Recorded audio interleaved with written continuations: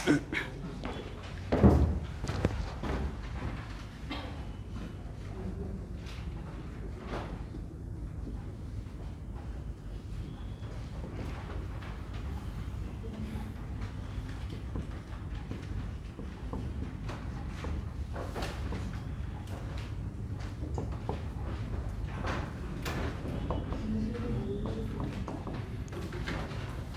बात मत कीजिएगा।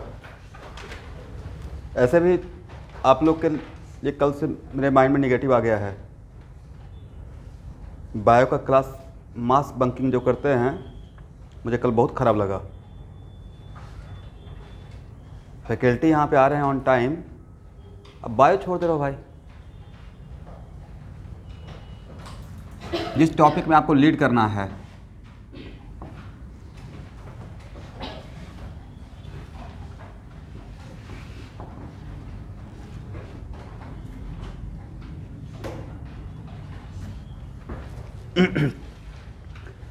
चलिए यहाँ देखिएगा।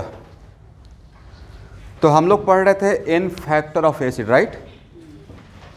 तो एन फैक्टर ऑफ एसिड में हम लोग पहले देखे मोनोबेसिक एसिड।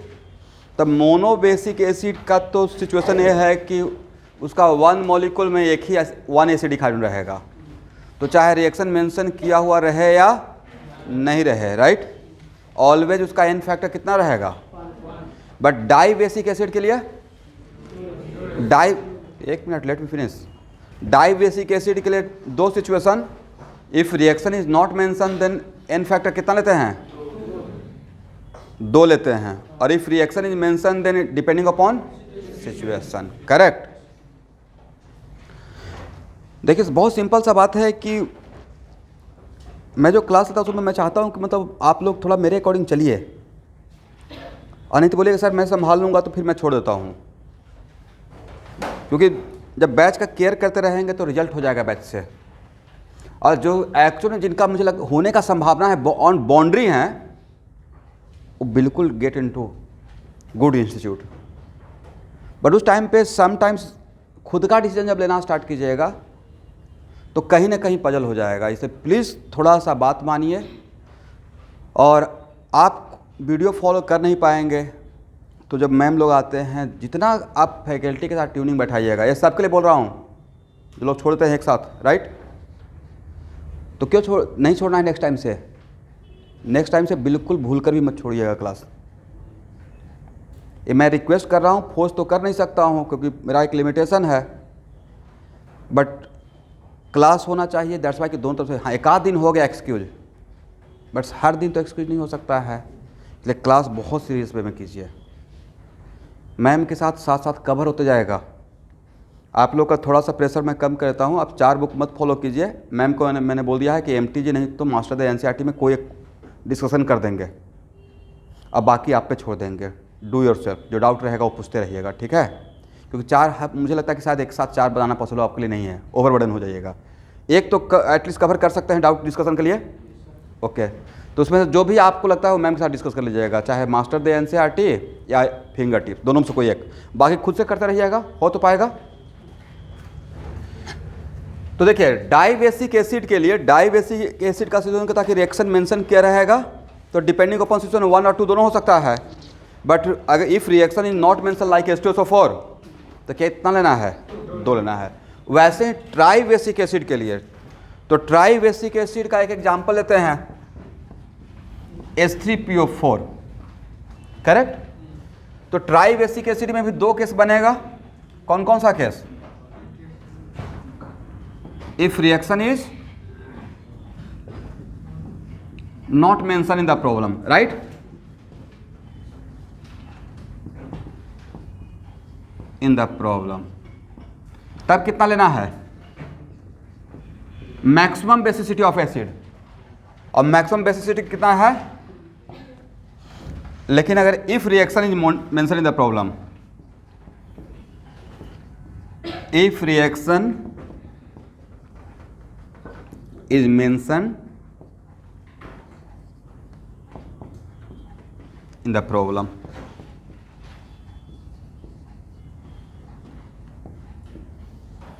तब डिपेंडिंग अपॉन रिएक्शन, देखिए देन डिपेंडिंग अपॉन रिएक्शन।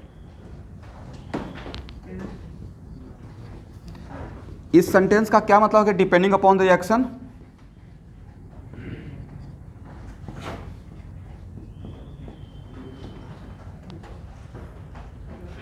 यहां देखिए, डिपेंडिंग अपॉन द रिएक्शन का मतलब है कि अगर उस रिएक्शन में मॉलिक्यूल, यहां देखना है,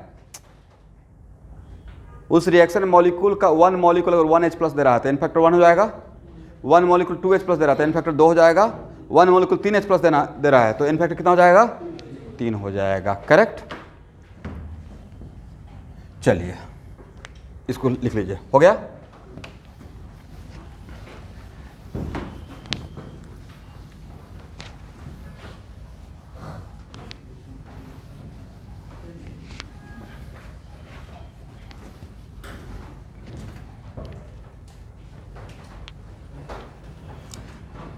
अब देखिए स्टूडेंट, ध्यान से समझिएगा बातों को।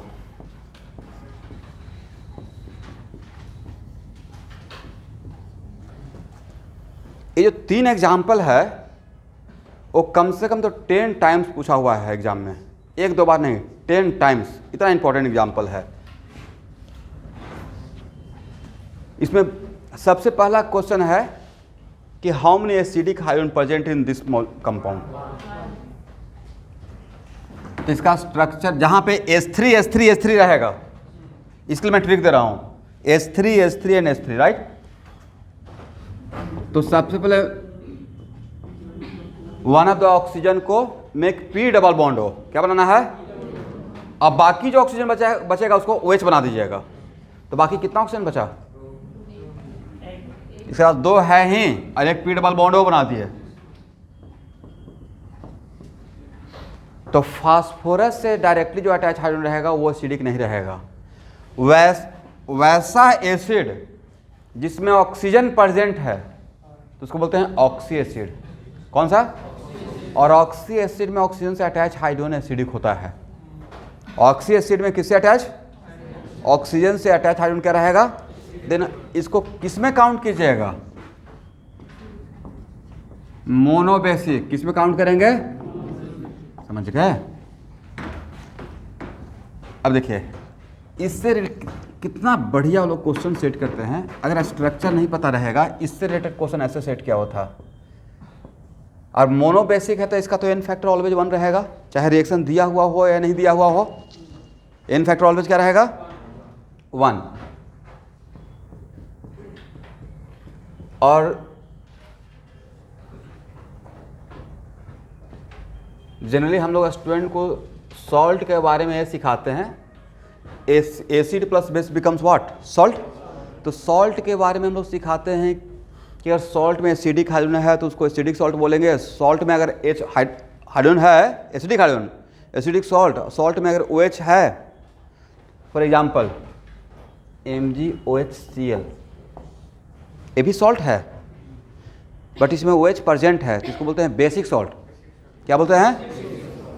तो क्वेश्चन अगर आपको स्ट्रक्चर नहीं पता रहेगा तो आप तो डिफिनेशन पढ़ के गए हैं कि अगर सॉल्ट में एसिडिक हाइड्रोजन प्रेजेंट है, जनरली एसिडिक नहीं बोलते हैं, हाइड्रोजन ही प्रेजेंट है तो एसिडिक सॉल्ट, OH प्रेजेंट है तो बेसिक सॉल्ट, और नहीं प्रेजेंट है तो न्यूट्रल सॉल्ट, राइट। तब इसमें क्वेश्चन देखिए लोग यहाँ ये पूछे हुए हैं, this is example, this salt is example of. पहला question acidic salt, basic salt, neutral salt, none of this. यही तो क्वेश्चन का मेन थीम था। Looks like acidic salt, right, looks like what, but actually it is neutral salt. इसमें जो 2 hydrogen है, hydrogen no doubt है but वो acidic है नहीं है। कितना बढ़िया क्वेश्चन है। बिना स्ट्रक्चर, यहाँ देखते रहिए, बिना स्ट्रक्चर का काम चलेगा? नहीं चलेगा। तो सेम तो बायो का भी रहेगा, छोटा छोटा पॉइंट रहेगा, राइट, रहेगा ना। देखिए मैं आप लोगों को डाउन नहीं दे रहा हूँ, चैलेंज कर रहा हूँ कि आपका बायो अच्छा है तो 90 में से आप 80 ला के दिखाइए। तो देखो था डाउन देना, ये डायरेक्ट चैलेंज है। बायो अच्छा है, मुझे 80 क्वेश्चन का मार्क्स ला के दिखाइए, 200 मेरे तरफ से। फिजिक्स केमिस्ट्री का मैं भी मेहनत करूँगा। तो भाई मुझे ऐसा कोई चैलेंज अगर करता तो मैं बोलता हाँ लग जाएंगे सर, इसको निगेटिव आई मत लीजिए, ये डायरेक्टली चले ना कि आपका। हाँ बोलिए।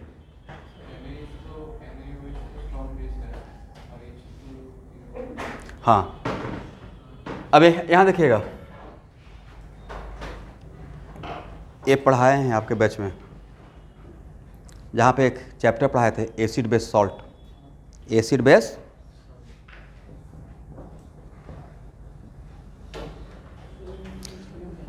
पहले बात मेरा सुनिएगा, this is example of acidic salt. बोलिए अगर क्वेश्चन में आ गया कि दिस इज एग्जाम्पल ऑफ, पहला option acidic salt, basic salt, neutral salt, none of this, तब करेक्ट आंसर क्या रहेगा? Acidic salt. अब दूसरा question, aqua solution of this salt, basic. सबसे खराब तब लगता है कि जो नाम है उसका उल्टा काम कर रहा हूं। नाम है क्या? Acidic salt. नहीं, बड़ा इंटरेस्टिंग है भाई, नाम है एसिडिक सॉल्ट बट इसका एक्वा सॉल्यूशन बेसिक होता है, वजह आयनिक में पढ़ेंगे। और कुछ लोग जानते होंगे strong base of weak acid का सॉल्ट का एक्वा सॉल्यूशन क्या होता है? Basic. Strong base and weak acid का एक्वा सॉल्यूशन क्या होता है? बेसिक। और उसके लिए Na+ नहीं रिस्पॉन्सिबल है, बदनाम यह है कि स्ट्रॉन्ग बेस रिस्पॉन्सिबल उसको सामने वाला रहता है, काउंटर पार्टनर। ठीक है, तो उसको ये सब हम लोग पढ़ेंगे कहाँ पे? बहुत इंटरेस्टिंग बैच है। ठीक है, नहीं जानना कोई बात नहीं, बट इतना तो जानना है कि कहाँ पे है। ये सॉल्ट हाइड्रोलिसिस में है, आयनिक में कहाँ पे है? तब कोऑर्डिनेशन कंपाउंड में कहाँ है भाई? ये है, मेरा ही कॉन्सेप्ट उल्टा हो जाएगा। आपका यही डाउट था, ठीक है। तो सॉल्ट का नाम बोलना एसिडिक सॉल्ट, बेसिक सॉल्ट और न्यूट्रल सॉल्ट, तो ये हम लोग बिफोर डिजॉल्विंग वाटर।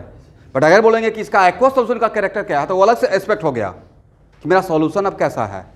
पर सॉल्ट अगर पूछेंगे तो सॉल्ट के लिए ऐसे, फॉर एग्जाम्पल कौन सा सॉल्ट? Basic salt. ए कौन सा सॉल्ट?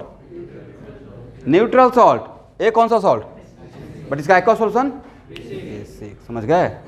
ये सब IIT का फेवरेट है, सब पूछा हुआ है, मैं कोई नया बात ज्ञान नहीं दे रहा हूँ। मतलब वो लोग छोटा छोटा बात पूछ लेंगे कि आप पढ़े ना हैं, उसमें छोटा छोटा पॉइंट को केयर किए नहीं किए हैं, और छोटा जो बेसिक बात होता है ना, वही तो मेन फाउंडेशन है, पिलर है, समझे? तो अब तो इसको मिस नहीं कीजिएगा इस टाइप का। अभी इसके रिगार्डेड अगर आ जाएगा न्यूट्रलाइजेशन रिएक्शन के बाद तो बन जाएगा ना, पक्का? ओके, इसका स्ट्रक्चर क्या होगा everyone? How many acidic hydrogen? तो रिएक्शन अगर नहीं दिया हो तो इसका एन फैक्टर कितना लेना है? 2 लेना है। 3 देखकर 3 नहीं लेना है। इसमें एसिडिक हाइड्रोजन कितना है? 2 है।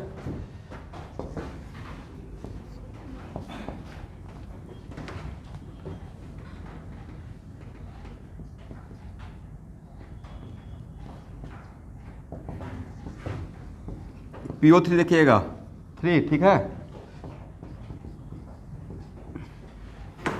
ए सॉल्ट और इसको लिख लेते हैं, ठीक है, इतना मेहनत करके आप लोग काम कर रहे हैं। इसमें ए सॉल्ट और ए सॉल्ट में कौन सा ए सॉल्ट कैसा है? एसिडिक है या न्यूट्रल है? स्ट्रक्चर देखिए भाई, 2 एसिडिक हाइड्रोजन था, कितना?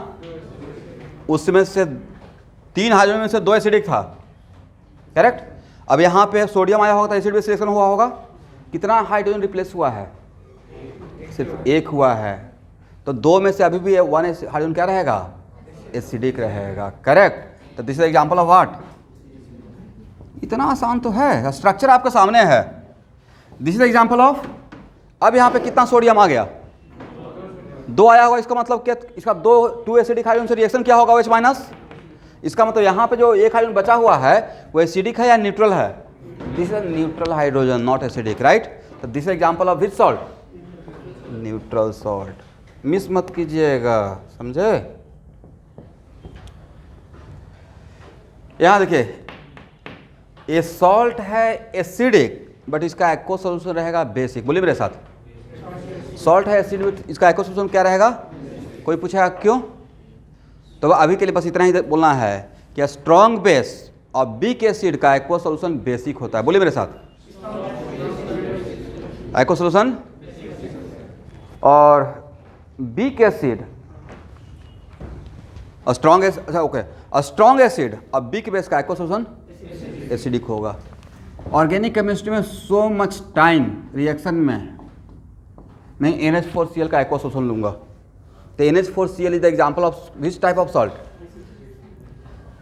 Strong acid weak base, strong acid weak base, इसका एक्वा सॉल्यूशन क्या रहेगा? एसिडिक। तो कहीं भी अगर मीडियम में catalytic amount of H plus, तो इसका मतलब होता है H प्लस वाटर।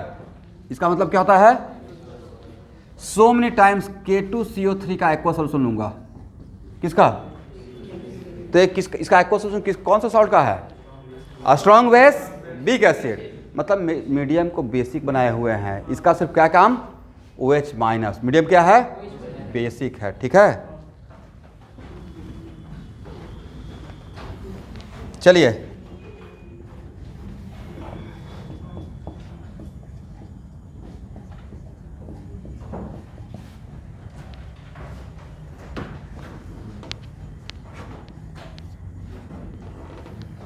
यहां तक हो गया।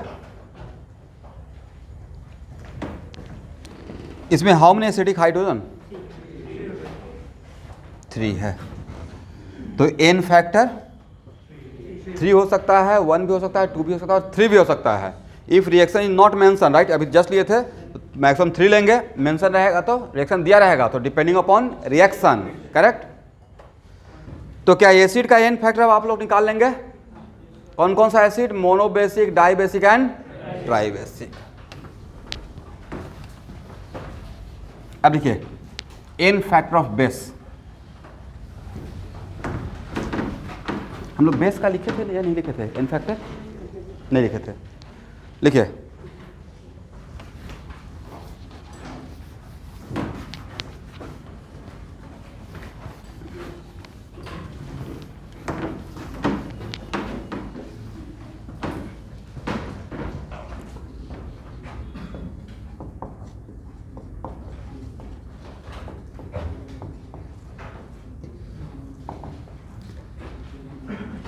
एसिड के लिए टर्म क्या यूज कर रहे थे? Basicity of acid. तो बेस के लिए क्या यूज करेंगे? उल्टा बोलते हैं, ठीक है। Acidity of base, mono acidic base.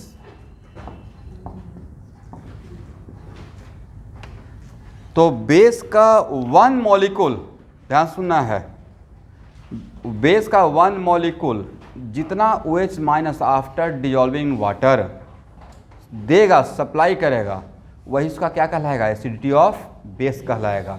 For example NaOH को वाटर में डिजॉल्व करते हैं, तो इसका NaOH का 1 मॉलिक्यूल कितना OH माइनस सप्लाई करेगा? 1। तो उसका n फैक्टर कितना रहेगा? MgOH2 या CaOH2 लाइम वाटर, उसका 1 मॉलिक्यूल कितना देगा? 2 देगा, correct. Aluminium try hydroxide, maximum उसके पास कितना कैपेसिटी है? 3 देने का, राइट। तो मोनो एसिडिक बेस का एग्जांपल कुछ बताएं। NaOH, इसका तो बहुत सारा, KOH, RbOH और CSOH। तो इसका डायरेक्टली n फैक्टर 1 कर दें। इसमें डिपेंडिंग अपॉन सिचुएशन का गुंजाइश है। रिएक्शन दिया हुआ हो या नहीं दिया हुआ रहेगा तो तब इसका 1 मॉलिक्यूल एक ही सप्लाई करेगा, इसके पास एक ही है। नहीं भी दिया रहेगा तो मैक्सिमम 1 ही रहेगा, राइट।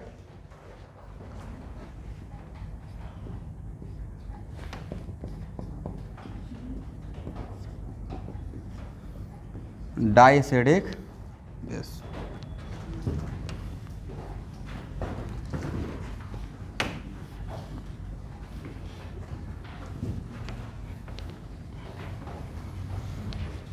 कल आप लोग इलेक्ट्रोस्टेट का कॉपी लेकर आएंगे। मैं शॉर्ट नोट्स बनवाऊंगा कल इलेक्ट्रोस्टेट का। पढ़ाया जा चुका है ना शॉर्ट नोट्स, और घर से आने के बाद हो सकता है कि मैं अपना 2 क्लास बढ़ा लूँ। इलेक्ट्रोस्टेट, गॉस लॉ, कैपेसिटर का मेडिकल का असाइनमेंट मैं डिस्कस करूँगा, ठीक है, ताकि मेरा भी मन में कॉन्फिडेंस रहे कि हाँ, जनरली बच्चे क्या करते हैं ना कि थ्योरी क्लास करते रहिएगा। स्टूडेंट, बहुत गंदा हैबिट हो रहा है आप लोग का, छोड़िए मत, सर थोड़ा बहुत जो पढ़ाए रहेंगे उसके बाद मैं अगर हेल्प कर दूंगा तो ज़्यादा बेनिफिटेड रहेंगे। वहाँ तक समझ लिए?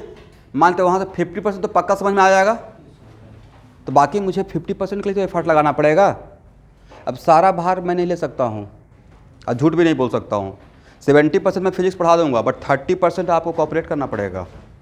उस 30% को भी मैं कवर करने के लिए रेडी हूँ, प्रोवाइडेड आप क्लास में रहें। रिंग का डेरिवेशन सर कर चुके हैं, अब मैं उससे कैसे प्रॉब्लम पकड़ सकता हूँ वो बता दूंगा, कैसा कैसा क्वेश्चन आता है। 30 कॉन्सेप्ट है उसमें गिन कर, बस उसको 1.5 आवर काफ़ी है। कल के क्लास में देख लीजिएगा, ठीक है? आप ज्वाइन कीजिएगा उसमें। अब प्रॉब्लम बनाने का तरीका बता देंगे भाई, और पूरा कंडक्टर वगैरह जितना कुछ आप जानते हैं ना इलेक्ट्रोस्टैटिक में, जितना बात हो सकता है सब यहाँ पर रख देंगे, और क्वेश्चन फिर नहीं छूटेगा। लेकिन क्लास करते रहिए, ठीक है?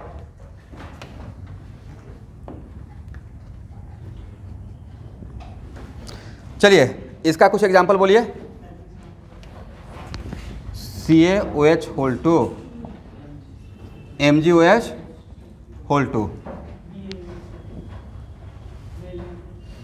बहुत सारा एग्जांपल हो सकता है, एटसेट्रा। इसमें 2 केस, रिएक्शन नहीं दिया हुआ है, reaction is not mention, just like acid, ठीक है? तब एन फैक्टर क्या पकड़ेंगे? 2 लेंगे, और रिएक्शन दिया रहेगा तो इफ रिएक्शन इज मेंशन, तब 2 रिएक्शन यहाँ पे एटलीस्ट इसके लिए दिखा देते हैं। CaOH whole 2 plus HCl, CaOHCl plus water, और यही रिएक्शन दिखाया हुआ है। तो इसका एक मॉलिक्यूल अपना कितना OH माइनस अभी खर्च किया है? 1। Calcium hydroxide plus HCl, HCl का 1:1, 1 mole is to 1 mole, right? 1 mole is to 1 mole. क्या होगा? CaOH Cl plus water. इसका 1 OH तो बचा हुआ है, तो इस रिएक्शन में इसका एन फैक्टर क्या पकड़ेंगे? 1 लेंगे। बट अगर रिएक्शन ऐसे दिया हुआ है, जो लोग पीछे हैं उनके लिए मैं बोल दे रहा हूं, CaOH होल 2 प्लस 2 HCl, लिखिए CaOH whole 2 plus 2 HCl, CaCl2 plus 2H2O। तो जैसे यहाँ पे CaCl2 लिख रहे हैं, तो क्या अब यहाँ पे OH है? इसका मतलब इसका एक मॉलिक्यूल कितना OH दिया? इसका इस रिएक्शन को यहाँ पे लिख दे रहे हैं, CaOH whole 2 plus 2HCl, CaCl2 plus 2H2O, correct? तो इसका 1 मॉलिक्यूल कितना सप्लाई किया? 2 OH माइनस। तो इसका एन फैक्टर यहाँ पे क्या रहेगा? तो मुझे लगता है कि एन फैक्टर एसिड का या बेस का अब आप लोग निकाल लीजिएगा, करेक्ट? अब देखिए N factor of salt, first N factor of salt,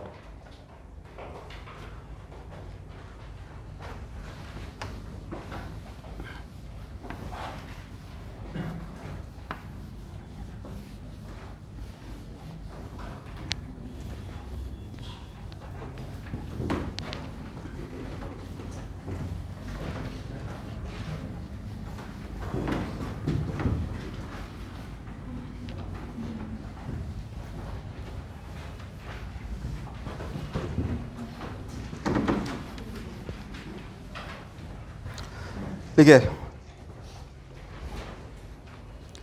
ध्यान सुनिएगा। मान लेते हैं कि मैंने एक सॉल्ट दे दिया,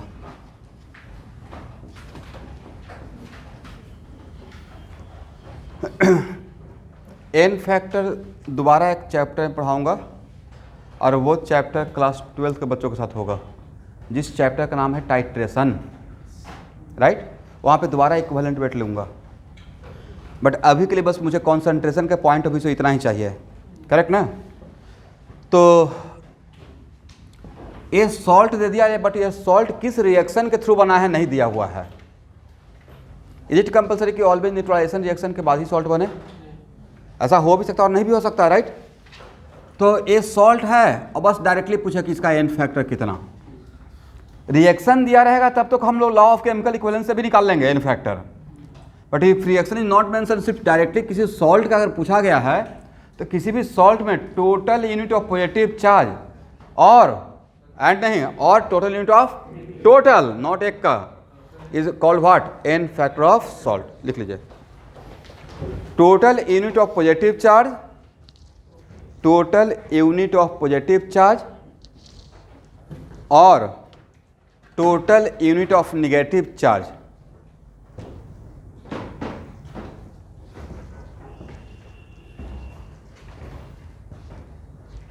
are called n factor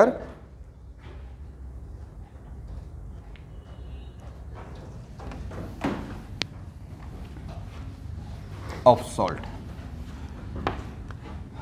यहां देखेंगे स्टूडेंट, कैल्शियम कार्बोनेट का n फैक्टर कितना बोलिएगा, तो जैसे ही सॉल्ट का आएगा तो उसको आयंस में ब्रेक करके सोचिएगा, तो इसमें total unit of positive charge कितना है, उतना ही तो ही निगेटिव चार्ज रहेगा, राइट। इसका मतलब इसका एन फैक्टर कितना लेंगे,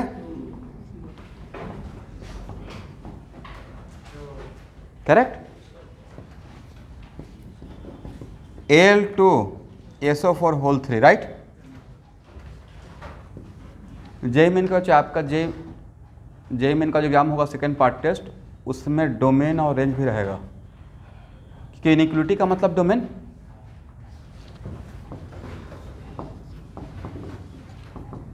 अरे यही कर दिए, तो इसका वैल्यू निकालने के लिए, एक्स का रियल वैल्यू निकालने के लिए आप ये काम करेंगे।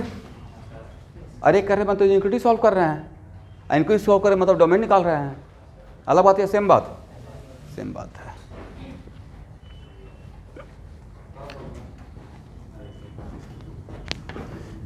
मैं रेडी हूँ, कल ले लिया जाए, चलिए। नहीं 10 दिन तो हो गया है, बट मुझे टाइम लगेगा 1-2 दिन, मैं आप ही का पेपर के लिए काम कर रहा हूँ, बट विद इन 5 डेज पक्का हो जाएगा, विद इन 5 डेज, ठीक है। और टॉपिक क्या है फिजिक्स में, इलेक्ट्रोस्टैट। बहुत आसान आसान क्वेश्चन दे रहा है, एकदम बच्चा टाइप का क्वेश्चन, इस टाइप का क्वेश्चन दे रहे हैं भाई। पोटेंशियल एक्स स्क्वायर वाई है तो find out electric field at 1 potential देख इलेक्ट्रिक फील्ड कैसे निकालते हैं,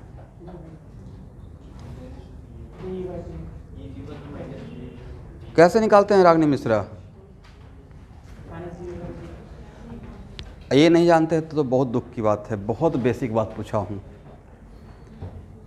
और ऐसा एक मिनट इधर देखिए, ऐसा आपको 2 जगह पढ़ने को है।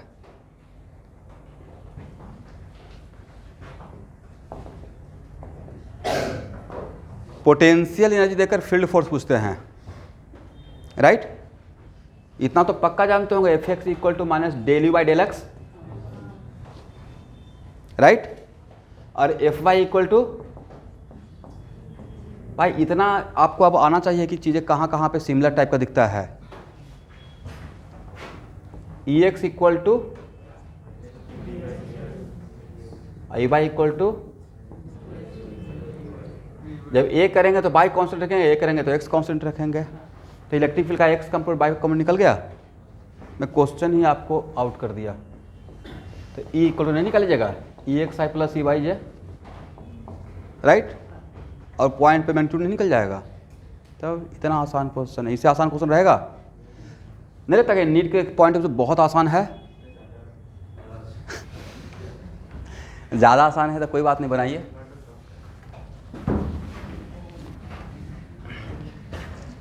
तो आएगा तो यही,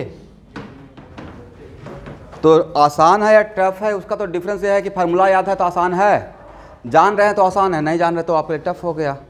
अब आसान टफ एक बात पे और डिपेंड करता है कि आप सब्जेक्ट में इंटरेस्ट कितना लेते हो, कितना इन्वॉल्व रहते हैं सब्जेक्ट में। अगर 100% इन्वॉल्व हैं, टॉपिक जो वीक है उसमें और भी ज़्यादा ध्यान देना पड़ेगा, नहीं तो वीक का वीक रह जाएगा। अब विदाउट वाइस्ट, तो कोई भी क्लास हो रहा है पहले क्लास कीजिए, ये सब एक बार देखे रहिएगा ना, तब मैं थोड़ा थोड़ा हिंट करूँगा तो 100% प्रिपरेशन हो जाएगा। इतना क्वालिटी है कि मैं 2 क्लास में शॉर्ट नोट्स बनवा के सारा क्वेश्चन आपका सॉल्व करवा दूंगा और आपको समझ में आ जाएगा। उतना गट्स है मुझे, क्योंकि क्रैश कोर्स भी पढ़ाता हूँ और उसमें आपको थोड़ा भी फील नहीं होगा कि वहीं कहीं पे मिसिंग हो रहा है कोई चीज़। लेकिन उसके लिए जैसे गाइड करते हैं, थोड़ा हेक्टिक है स्टूडेंट, लेकिन आपके लिए ही काम कर रहा हूँ भाई। नेक्स्ट ईयर मुझे रिजल्ट देना है। 2 साल कोरोना की वजह से थोड़ा, हर साल रिजल्ट हो जाता है, ऐसा नहीं है। इस बार भी IIT का रिजल्ट हुआ, उसको पब्लिसाइज नहीं करता हूँ, ये दूसरी बात है, 2 अलग मैटर है। देखिए, मार्केटिंग करने के लिए, ओपनली बोल रहा हूँ, ये तो रिकॉर्ड भी हो रहा है, मार्केटिंग करने के लिए, टीवी पे बैठने के लिए या पब्लिक होर्डिंग लगाने के लिए सफिशिएंट रिजल्ट मेरे पास है, अनपैरेलल। 20 IIT का रिजल्ट दिखा देंगे, मुझसे ज़्यादा है मेरे पास, ऐसा अपना बहुत बड़ा बड़ा रैंक है। और मेडिकल का दिखाना रहेगा तो 622 दिस दिखा देंगे, करेक्ट। मार्केटिंग करना रहेगा तो स्मार्टली दिखा देंगे। जेई मेन का, फिर सीड वाली का, तो वो अलग एस्पेक्ट है अगर उस चीज़ में जाएंगे तो। बट सबसे बड़ा चीज़ है कि बैच से अब हर साल रिजल्ट भी होना पड़ेगा। रिजल्ट सिर्फ इसलिए नहीं कि हाँ रिजल्ट नहीं होगा तो बच्चे नहीं आएंगे, ऑब्वियसली मेहनत कर रहा हूँ तो मेहनत देकर आएंगे, बट रिजल्ट होने से मेरा भी तो कॉन्फिडेंस बढ़ते रहेगा, सेटिस्फैक्शन मिलेगा कि हाँ पढ़ाए, रिजल्ट हुआ बैच से। कुछ आपके बैच से हो जाएगा, कुछ 12th का बैच से हो जाएगा, तो रिजल्ट दिखेगा, थोड़ा कॉन्फिडेंस आएगा, और प्लस टीचर का थोड़ा सा अच्छा भी फील होगा कि हाँ पढ़ाए तो हुआ। और उसमें लास्ट में होते होते क्या होता है ना कि बैच में निगेटिव एक माहौल नहीं बनना चाहिए, उस बात से मैं डरता हूँ। निगेटिव माहौल ऐसे बनना स्टार्ट होता है कि चलो आज मैं क्लास नहीं करता हूँ, तो मैं नहीं करता हूँ तो आपको देख के नेगेटिव इफेक्ट में दूसरा भी नहीं करेगा, चलो वो तो गया नहीं मेरा फ्रेंड, मैं क्यों जाऊँ, ऐसा होता है ना जनरली। तो वो मत कीजिए। बाकी क्या बोल सकते हैं, बाकी तो बायो को मैम ही देखेंगे। मैं केमिस्ट्री फिजिक्स अपना देख लूँगा।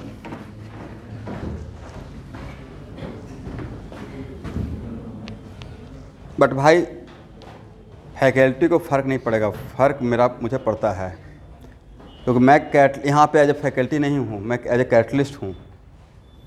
यहाँ पे 4 बच्चा बढ़ जाएगा तो 2 पैसा मेरा बढ़ जाएगा, राइट। बिजनेस भी तो है, वो भी तो पैरेलल चल रहा है, क्योंकि वही नहीं आएगा तो गुवाहाटी में कैसे रहेंगे। आसाम में रहने का मेरा एक ही मोटो है, सिर्फ कैटलिस्ट, और कोई मोटो ही नहीं है। जब पढ़ाना है बस यही एक मोटो है, यही एक पर्पस है। और इतना बड़ा पर्पस है कि सारे फैमिली, वाइफ कहीं और जॉब कर रहे थे, उनको ट्रांसफ़र करके यहाँ टचवुड यहाँ पे ही रहें, तो सबको यहाँ पे सेटल कर रहा हूँ ताकि धीरे धीरे यहाँ पे चीज़ें चलते रहे स्मूथली। और आप लोग की ब्लेसिंग से सब ठीक ठाक ही है।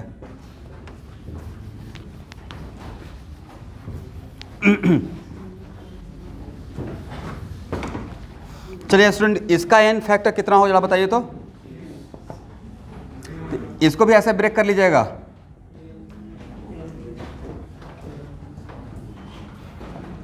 और 3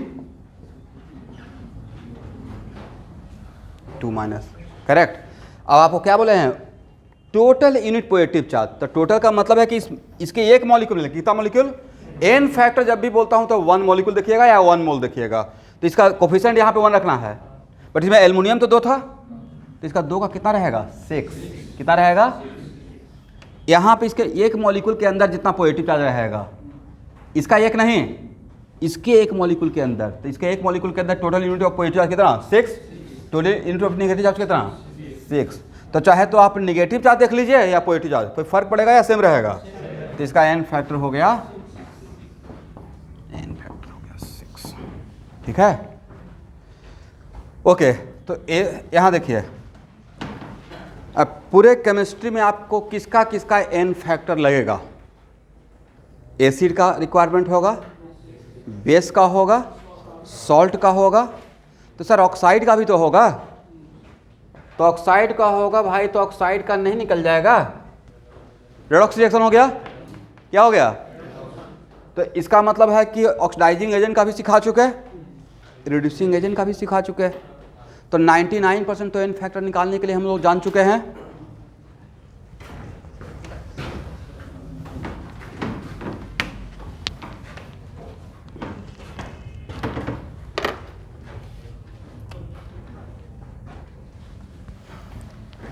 चलिए, नॉर्मलिटी का क्या फार्मूला था एवरीवन?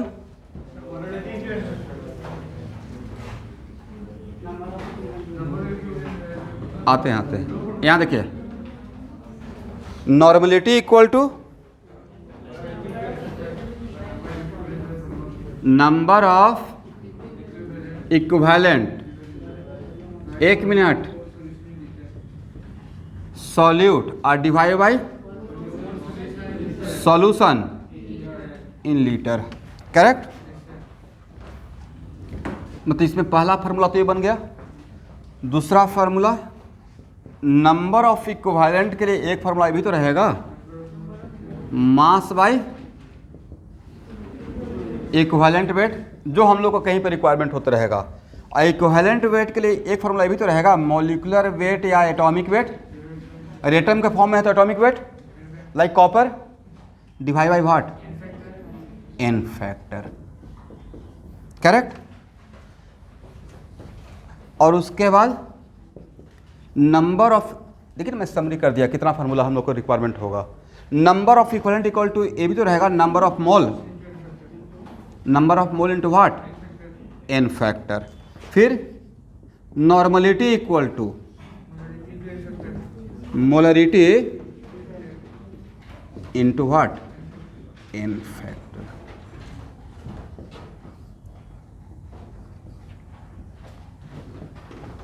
और n into v equal to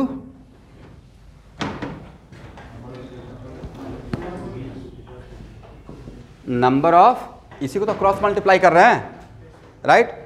number of equivalent of solute in what. तो यहां पे देखिए, आप यहां पे दो केस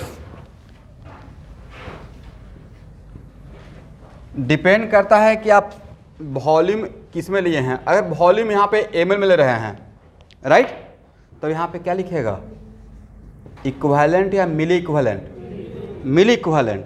और अगर वॉल्यूम लीटर में ले रहे हैं तब क्या लिखेगा, नंबर ऑफ इक्विवेलेंट। बट वो नंबर ऑफ इक्विवेलेंट किसका रहेगा, सॉल्यूट का रहेगा।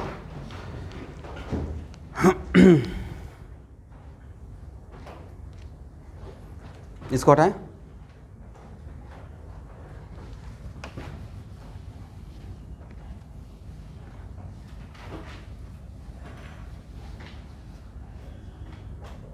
हटाया जाए।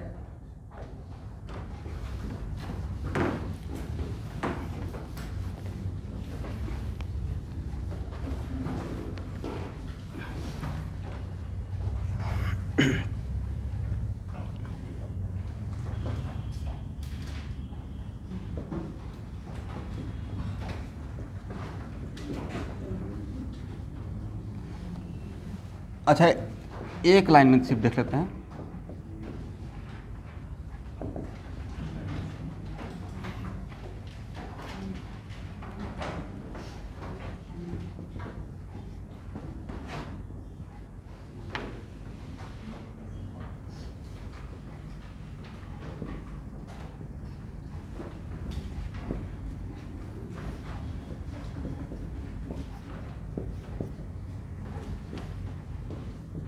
N2 कैसे निकालेंगे?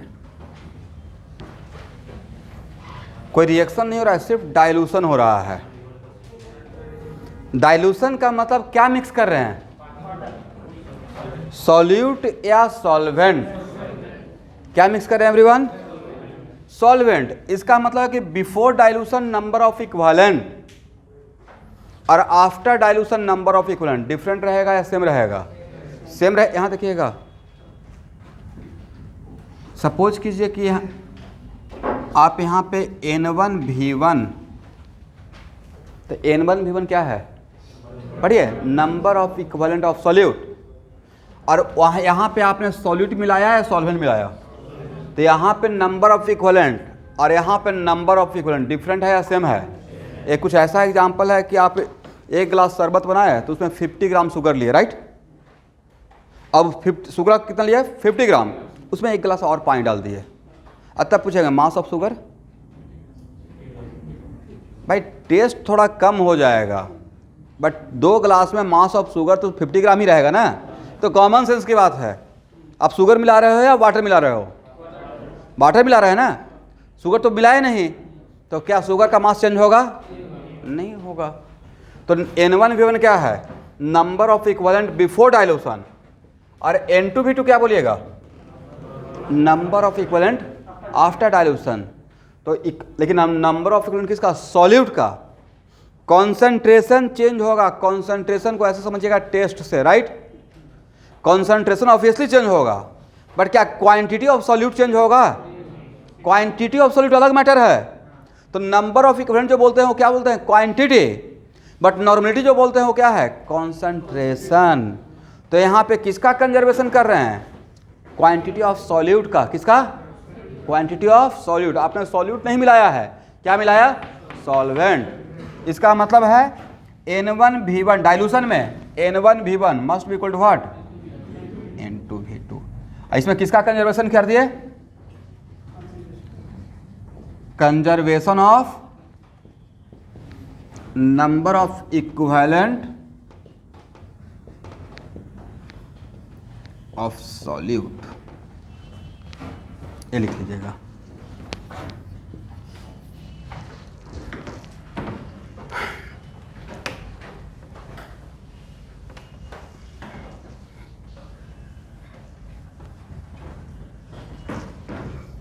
यहां तक हो गया?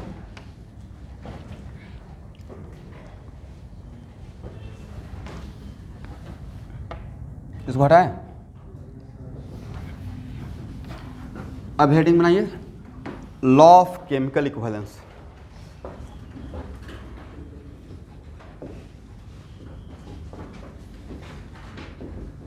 इस 2 लाइन का लॉ पे पूरा चैप्टर चलता है, टाइट्रेशन का, ठीक है? Law of chemical equivalence. बताइए तो आप में से कोई पहले से पढ़े हुए हैं law of chemical equivalence? Electrochemistry में विग्रस यूज होता है, पता है कि नहीं? Number of equivalent equal to number of Faraday. Electrolytic cell में number of equivalent equal to what? Number of Faraday.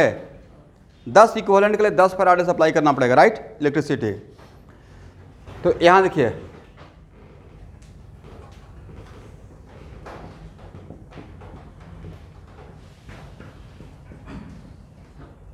Suppose कीजिए कि बैलेंस्ड है, मतलब मुझे नहीं पता है बैलेंस है या अनबैलेंस है, लेकिन अगर बैलेंस रहता, अगर बैलेंस है तो स्टोइचियोमेट्रिक कोफिशिएंट क्या इंडिकेट करता है?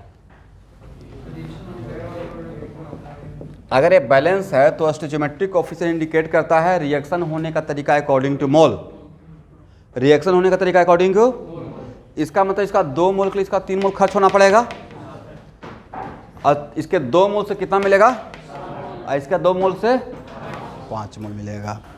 इसका मतलब stoichiometric coefficient clearly indicate that way of occurring the reaction according to what? Mole, not according to mass of volume.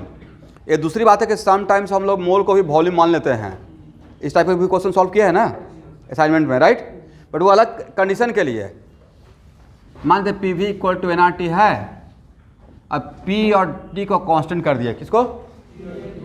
तो N directly, V directly equal to what?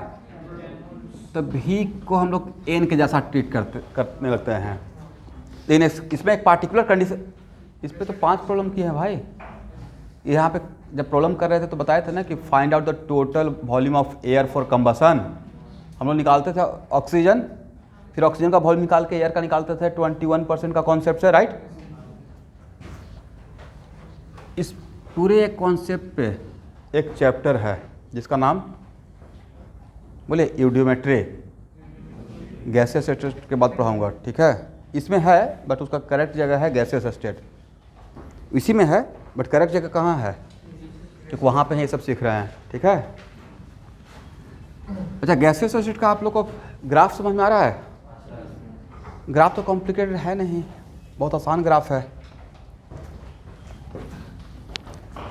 चलिए यहाँ देखिएगा, लेकिन एक minute, law of according to law of chemical equivalence, law of chemical equivalence कहता है कि A का 1 इक्विवेलेंट, कितना?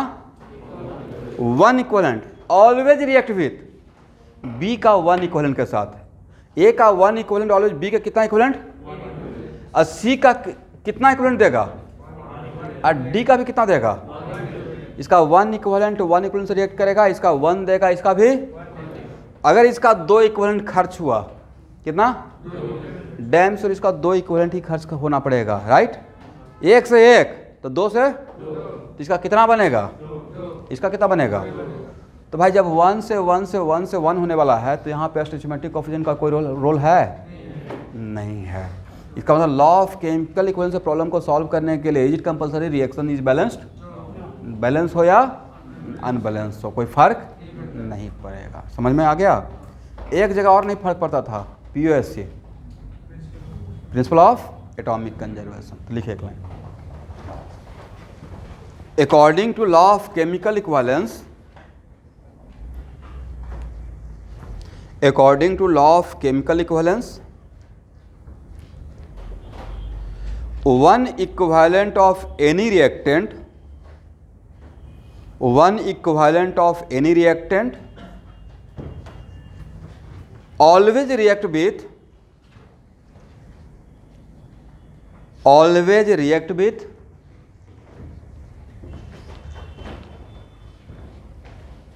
one equivalent of other reactant, always react with one equivalent of other reactant and produce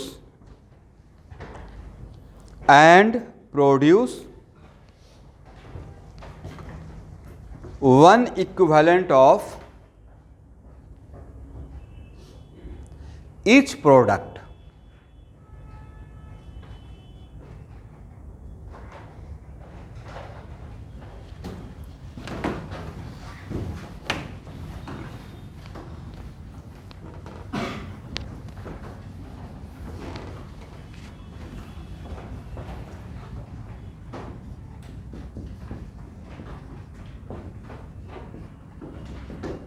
इसको अब जनरलाइज कर लेते हैं। इसका मतलब क्या बोल सकते हैं, अगर रिएक्शन हो रहा हो तो नंबर ऑफ इक्विवेलेंट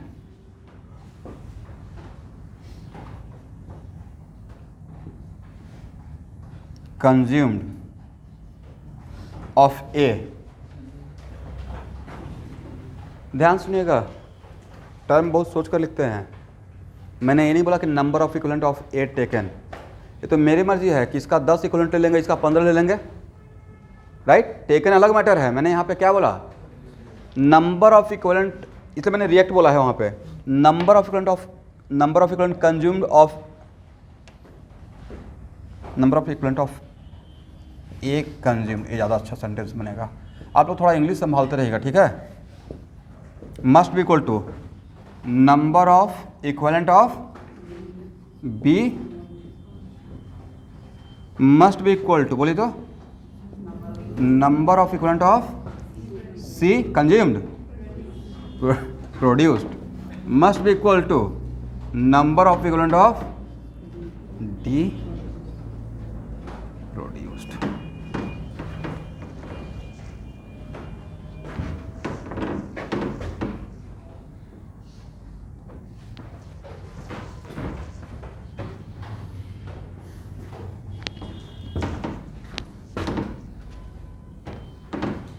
ये लिखिए,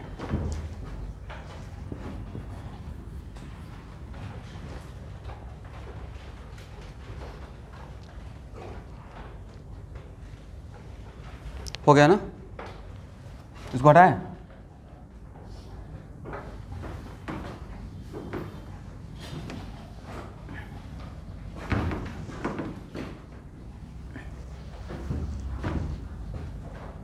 हो गया एवरीवन।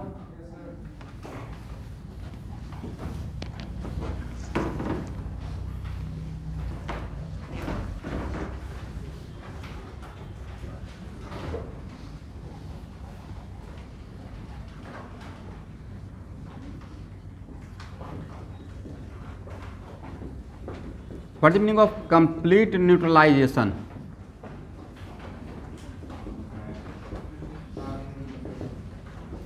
कंप्लीट न्यूट्रलाइजेशन का मतलब कि when acid and base combine together, तो आफ्टर द रिएक्शन सॉल्यूशन ना ही एसिड बचे ना ही उसको कोई एक बचा रह गया, मतलब वो कंप्लीट न्यूट्रलाइजेशन।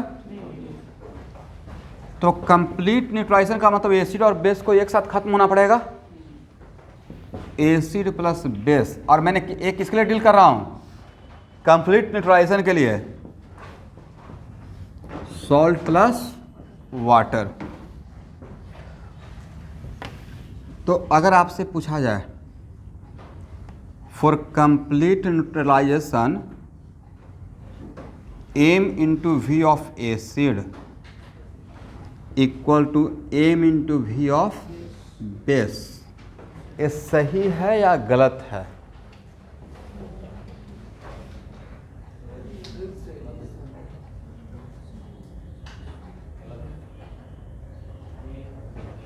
बोले सही है या गलत है? और सही है तो कब सही है, गलत है तो क्यों गलत है? बोले चीन में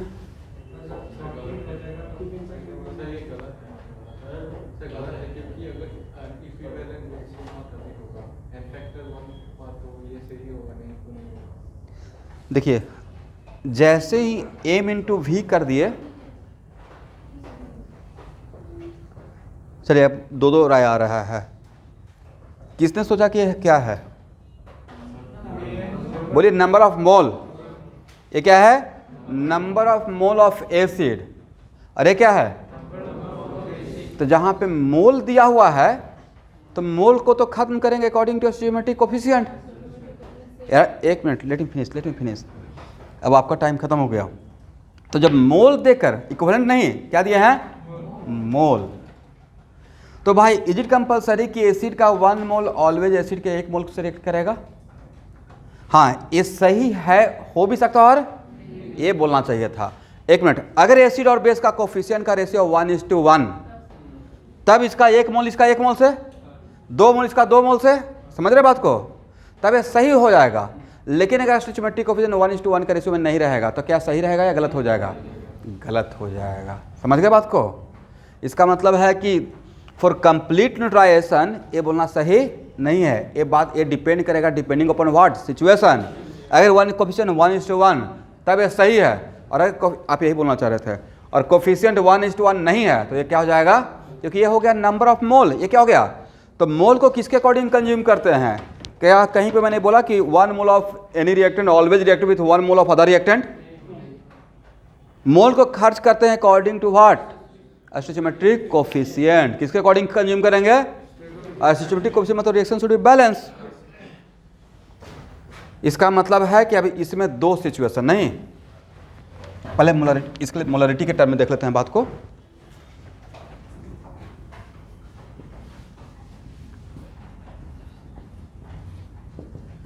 इसके लिए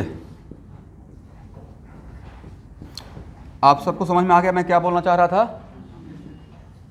ठीक है, this is true only when, this is true only when stoichiometric coefficient of acid and base, this is true only when stoichiometric coefficient of acid and base is 1:1।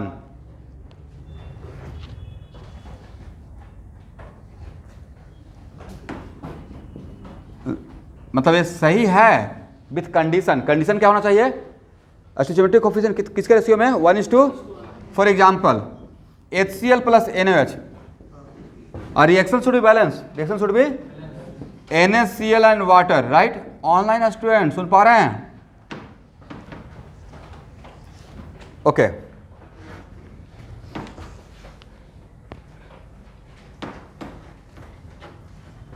यहां देखिए, तो ये बैलेंस होगा तभी तो आप स्टोइकियोमेट्रिक कोफिशिएंट ला पाइएगा। इसका coefficient कितना? इसका 1 मोल के लिए कितना मोल? वो 1 मोल चाहिए। इसका 1 मोल के लिए, तो इसका 10 मोल के लिए, इसका कंप्लीट न्यूट्रलाइजेशन के लिए। तब यहाँ पे अगर इसका M1 है और इसका V1 है, इसका M2 है, इसका, और कंप्लीट न्यूट्रलाइजेशन के लिए, तब यहाँ पे सही हो जाएगा। करेक्ट? मतलब इस कंडीशन के लिए सही है। But M1V1 MV of acid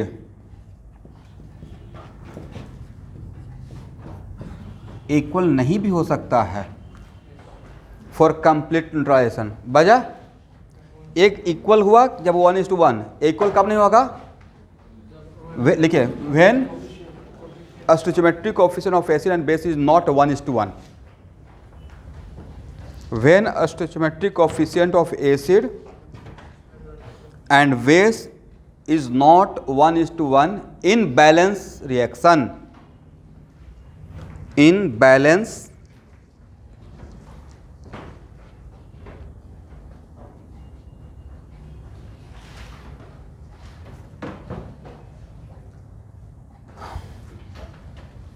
इसका मतलब कंप्लीट न्यूट्रलाइजेशन के लिए दोनों पॉसिबल है, इक्वल हो भी सकता है। और इसका भी एक एग्जांपल ले लेते हैं, H2SO4 प्लस 2NaOH,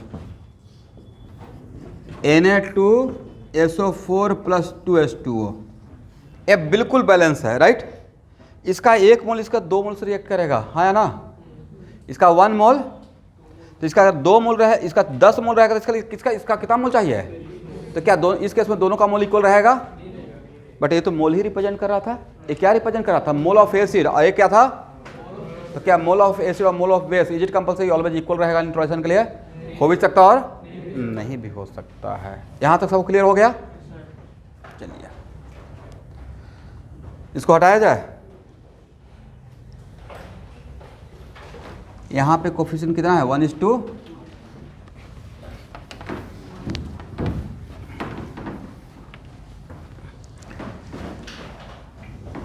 कल किसका टेस्ट हुआ था? एमएल किंगडम का टेस्ट हुआ था ना? कैसा गया आप लोग का टेस्ट? आपको तो पता चलेगा बनाकर। 22 कितना क्वेश्चन था? 22 20। और कल कौन कौन लोग नहीं दिए? जो नहीं आए होंगे नहीं दिए होंगे, राइट। आपका क्या गया? ठीक था। अच्छा, तो जो ग्रुप में शेयर होता है उसका आप लोग क्या करते हैं? नहीं, ग्रुप में भी तो शेयर किया जाता है ना, पेपर विद सॉल्यूशन। कल का नहीं हुआ भाई, क्वेश्चन क्या पूछते हैं, आंसर क्या देते हैं। मैंने इसमें लगाया कि कल का शेयर किए तो क्या किए? मैंने बोला ग्रुप में जो शेयर करते हैं, जो लोग नहीं आते हैं, और ग्रुप में डीपीपी में डालता हूँ, राइट, क्या इसका टेस्ट, तो उसका आप लोग करते क्या हैं? बाकी लोग सर देख लेते हैं, उड़ती नज़र, एक होता है चलते चलते देख लेते हैं। तो नहीं आते हैं तो घर पे उसको प्रिंट आउट किसी भी तरीके से निकाल कर या लैपटॉप में घर पे ही टेस्ट दे दीजिएगा। टेस्ट दीजिए भाई, सच बता रहा हूँ, इतना फ़ायदा हो जाएगा। नहीं फ़ायदा है, कमाल का स्पीड आ जाएगा।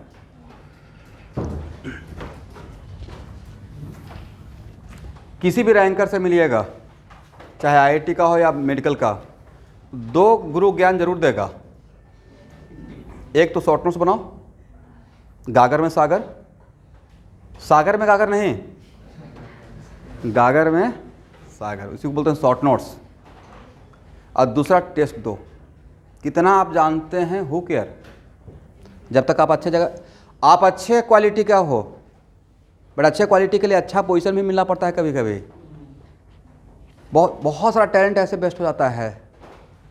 तो आप बहुत टैलेंटेड हैं, आप कुछ लाइफ में कमाल का कर पाते, देखते इतने बड़े बड़े साइंटिस्ट हो गए, बट उनको भाई सही जगह मिलते चला गया गॉड के ब्लेसिंग से, नहीं तो उनका टैलेंट का यूज़ नहीं होता, राइट।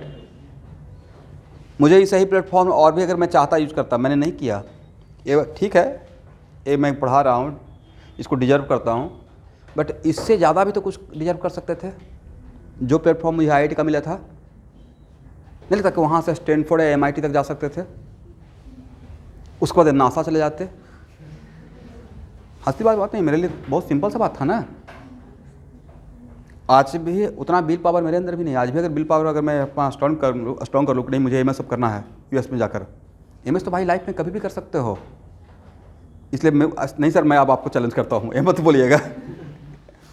कुछ कांस्टेंट कंडीशन है बट किसी टाइम पे अगर मुझे ऐसा फील होगा कि नहीं अब मैं इकोनॉमिकली थोड़ा सा स्टेबल हो गया हूँ, मतलब बच्चे के लिए एजुकेशन का, सब कुछ का, रहने का, रोटी कपड़ा मकान और एजुकेशन एक एक्स्ट्रा ऐड हो गया इंडिया में। पहले 3 ही चीज़ था ना, रोटी कपड़ा और अब उसमें एक एजुकेशन भी आ गया है, वो भी कॉस्टली हो गया।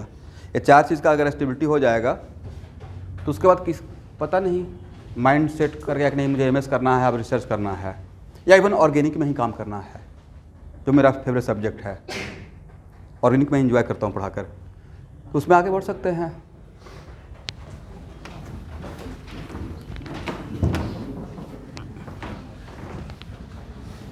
या पता चला कि 5 साल के बाद, 10 साल के बाद और मैं बैचमेट हूँ IIM में, IIM शिलोंग पास में ही है। पता है कि नहीं कितना बड़ा बड़ा इंस्टीट्यूट आ गया है भाई नॉर्थ ईस्ट में। यहाँ सब कुछ आ चुका है, अब उसका यूज कीजिए। एम्स आ गया, उसके बाद IIT आ गया, IIIT है, NIT है, अब बगल में IIM शिलोंग है। जैसे IIM अहमदाबाद है वैसे ही, और वहाँ पे इतना बढ़िया बढ़िया पैकेज सबको लगता है कमाल का।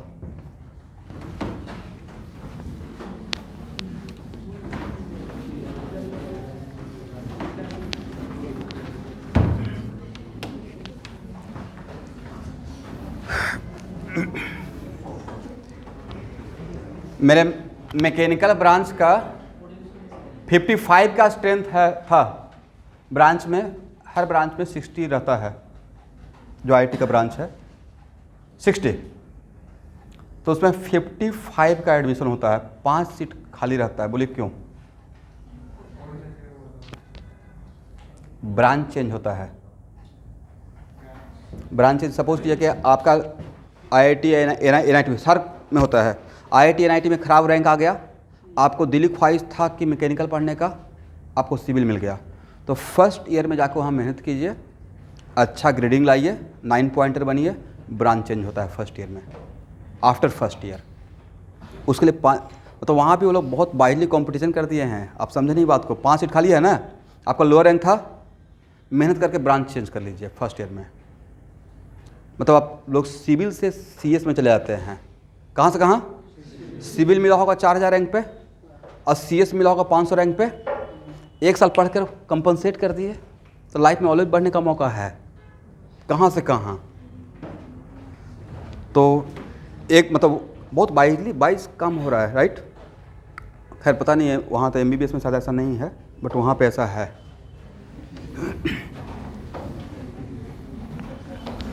चलिए इसी बात पे, तो लॉ ऑफ केमिकल इक्विवेलेंस समझ में आ गया? ओके स्टूडेंट, यहाँ देखिए, acid plus base becomes what? और हम लोग बात कर रहे हैं कंप्लीट न्यूट्रलाइजेशन का।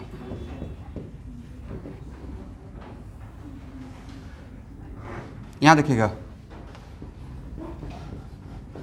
कंप्लीट न्यूट्रलाइजेशन का मतलब है कि एसिड और बेस में no one is the limiting reagent, both are consume simultaneously. कोई भी बचा हुआ रह जाएगा दोनों में से, तो उसको क्या कंप्लीट न्यूट्रलाइजेशन बोलेंगे या पार्शियल न्यूट्रलाइजेशन बोलेंगे? कंप्लीट नहीं बोलेंगे। मेरा टर्म क्या है?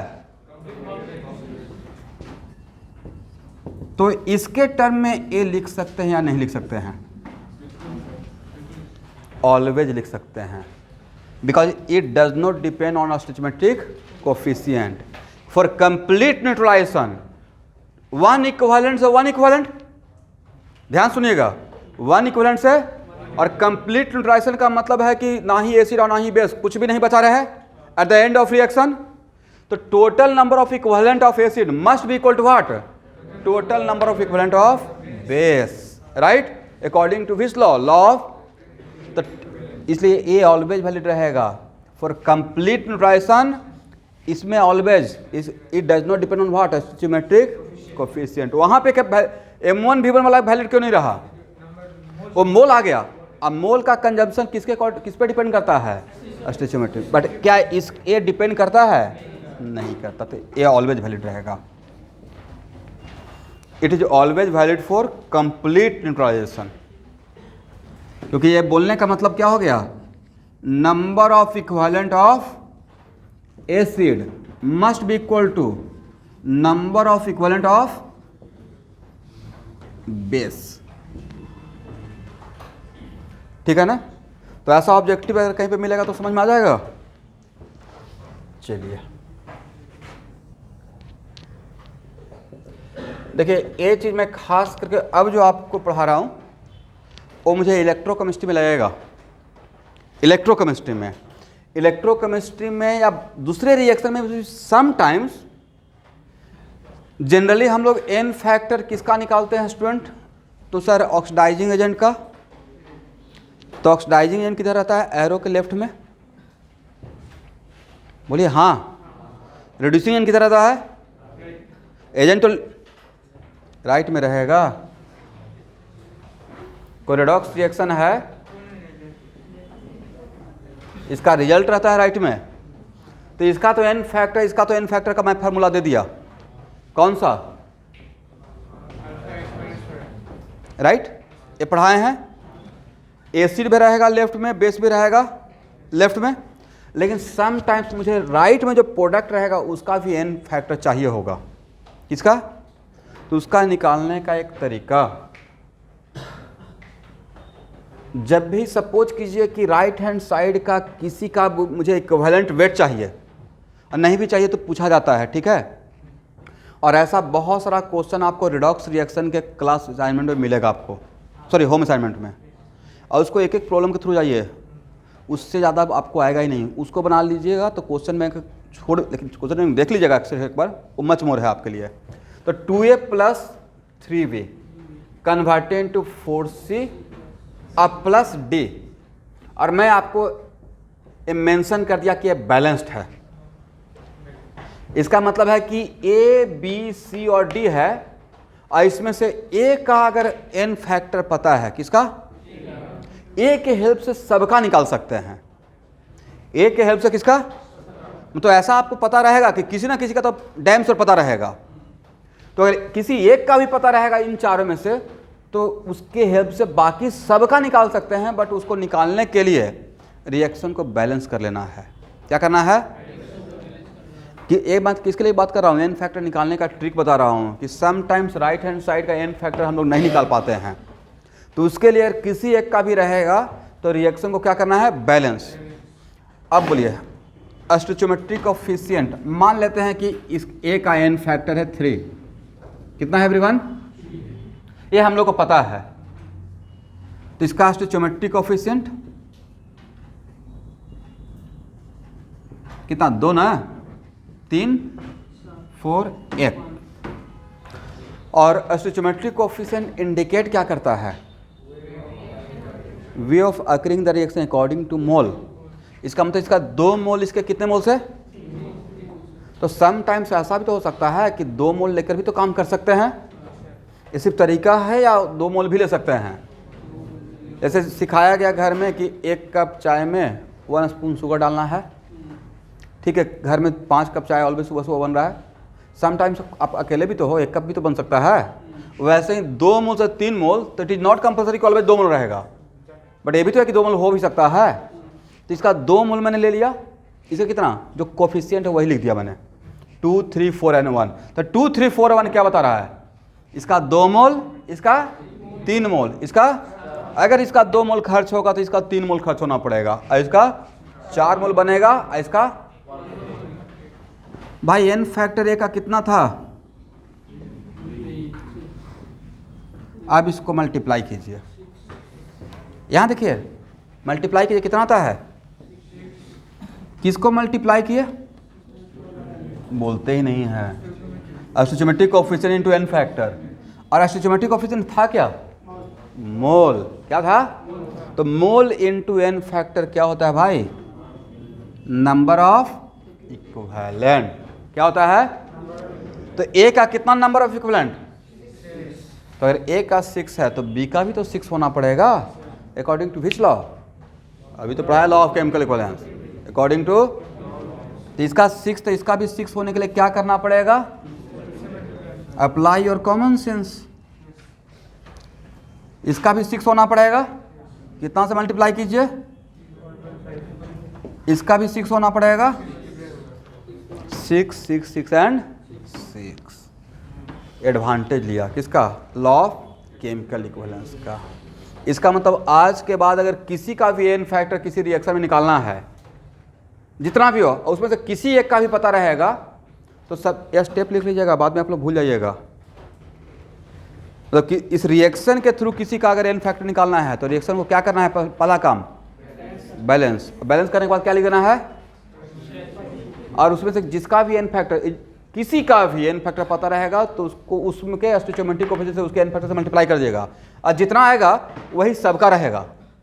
और इसका 6 आया तो इसका भी क्या रहेगा 6, इसका भी क्या रहेगा, और वो 6 क्या इंडिकेट करता रहेगा, नंबर ऑफ इक्विवेलेंट, राइट। तो इसका 6 होने के लिए इसमें कितना से मल्टीप्लाई करेंगे, जितना से मल्टीप्लाई करेंगे इसको कोफिशिएंट में, वही तो इसका एन फैक्टर कहलाएगा। यहाँ तक किसी को डाउट? यहाँ पे मैंने जो भी लिखवाया उसको एक्सप्लेन बाय योर सेल्फ, खुद से लिख लीजिएगा कि मैंने यहाँ पे क्या आपको कॉन्सेप्ट डेवलप किया। हो गया ना? चलिए, किसी को डाउट है तो पूछ लेंगे कि मैंने यहाँ पे क्या सिखाया। ये बार बार रिक्वायर्ड होगा, ठीक है।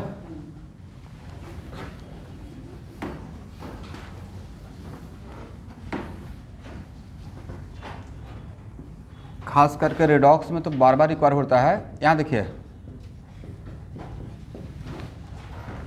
रिडक्शन किसका हो रहा है, कॉपर, रिडक्शन किसका हो रहा है, कॉपर आयन का, करेक्ट। बट एन फैक्टर मुझे इसका चाहिए, किसका चाहिए, कॉपर का। तो इस कॉन्सेप्ट को लगा देंगे, इस कॉन्सेप्ट को। ये दूसरी बात है कि सर यहाँ तो ऐसे भी निकल जाएगा, बैलेंस है, इसका 1 मोल के लिए इसका 2 इलेक्ट्रॉन, तो 1 मोल के लिए जितना इलेक्ट्रॉन इन्वॉल्व रहता है वही इसका इन फैक्टर होता है। ये भी एक डिफरेंशन था, राइट। चलिए, तो आज जो असाइनमेंट मैंने एक पेज का डिस्ट्रीब्यूट किया उसको नेक्स्ट क्लास में लेकर आइएगा, जब भी मोल कॉन्सेप्ट क्लास होता है। भूल भाई, मेरे तरफ से आप लोग एक फ़ाइल खरीद लीजिए खुद का पैसा लगाकर, और उसी फाइल में सारा कैटलिस्ट का असाइनमेंट को रखता रहिए, केमिस्ट्री का, फिजिक्स का भी अलग, ठीक है। और उस फाइल को परमानेंटली बैग में शिफ्ट कर दीजिए ताकि भूले ही नहीं। बच्चे भूल जाएंगे, जानते हो क्या करते हैं, कॉपी में ऐसे रख देते हैं, असाइनमेंट कहाँ डालते हैं, और कॉपी रह गया घर पे, या कहीं पे बुक में ऐसे रख दिए, जल्दीबाजी में चलेंगे, राइट।